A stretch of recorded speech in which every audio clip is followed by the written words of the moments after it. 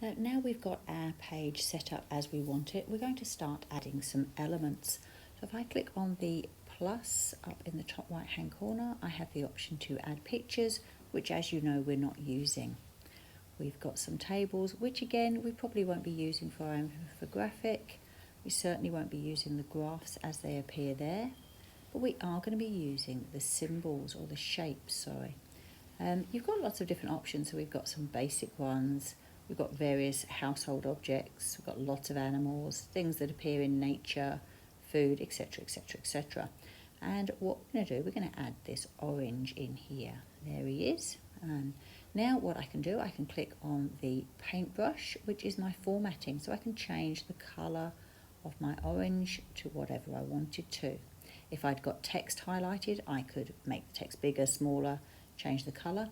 One we're interested in though is this arrange one. Now as you will look at our orange, you'll see there's actually white spaces between the shapes. And if I click the break apart down at the bottom here, my shape splits. You can see it split by all the coloured dots that are now on there. And I can actually treat individual aspects of this shape as completely separate, which is really handy because if I wanted this particular smile shape, I could just use that and I wouldn't have to go and find a smile shape. Or if I wanted just this little part of the pie, I could do that.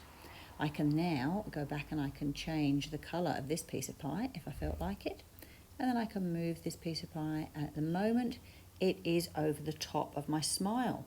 But what I can do is I can highlight it again, go back to my arrange option, and the bar at the top means that I can move my object so it's behind the smile, or I can move it back if I wish to. It does not matter. I can change it as many times as I like. Okay, so you can treat each individual element of your picture, of your image, you can treat them as separate elements and you can edit them, move them, change their colour, change their size if you wanted to. So if we click on this one, we can make it huge. Just depends what you need to do with your shapes.